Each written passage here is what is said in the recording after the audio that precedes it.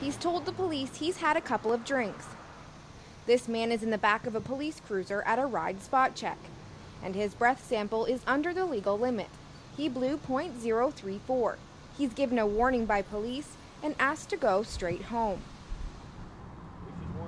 It's 9:30 on a Friday night. It's early. How many drinks have you had? I had one cooler. Yeah, when did you have that? About an hour ago.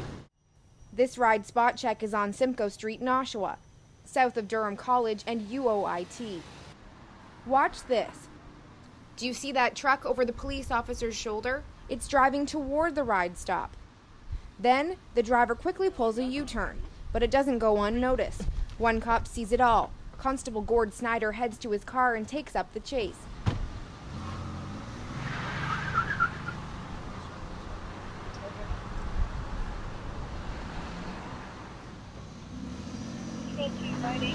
A second officer gets the call for backup, and he's off.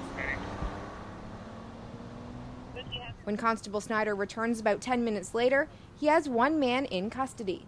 I jumped in the police vehicle and went after the vehicle, which went some distance, hit a couple of snowbanks. Eventually, a stop was made. The driver fled on foot. I chased after him and caught him, and he's under arrest for impaired, and he's highly intoxicated. The man in custody is in his 20s. Police say they seized marijuana and cocaine after a search during the arrest.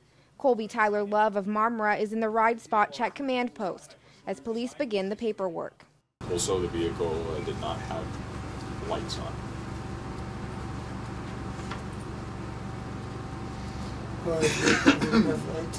Sit tight there, Colby.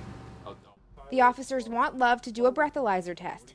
So where's my lawyer? Look it, calm down. It's not going to get you anywhere. This is total bullshit. It's not going to get you anywhere. You got to give him a name. What lawyer do you want to talk to? But he wants to talk to his lawyer first. By the time they sort it out, it's more than an hour later. Constable Jeffrey Bastian performed the test. He was going on that he had some difficulties breathing, and you can hear him exhaling and speaking. Yeah, his voice sounded a little gruff, but when he would exhale, you didn't hear any crackling. Like if somebody had a congestion, you could hear bubbling, cracking. If they have a frog in their throat. His is more, he's got a dry throat, what have you, but he's exhaling fine. At one point he was raising his voice at me, so we knew his capacity was there. He was just, to me, he was playing a game. Police say the reading was .174. That's more than twice the legal limit. Love is charged with impaired driving and possession of a controlled substance in connection with the incident. On any given night, police say it's common to see about 8 people charged, and the numbers are up this season compared to 2007. 30 drivers were charged with impaired driving on this weekend. They're out there. I mean, the people are driving intoxicated and driving with way too much alcohol in their body, and it's just the more people that we have to fight that, the more chances that you're going to get more people.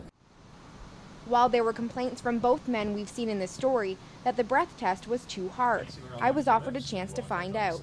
All right, deep breath. And go. Keep going, keep going, keep going, keep going. It lasted about 6 seconds. Go on and stop. That's it. Doesn't seem very difficult. Not at all. It's not just impaired driving that the police are finding in the spot checks. That truck has 2 seats, but there's 4 teens inside. The driver had to wait for a ride for the 2 extra kids and has to pony up for a fine for the seatbelt infraction. In Oshawa, I'm Stephanie Swinson reporting.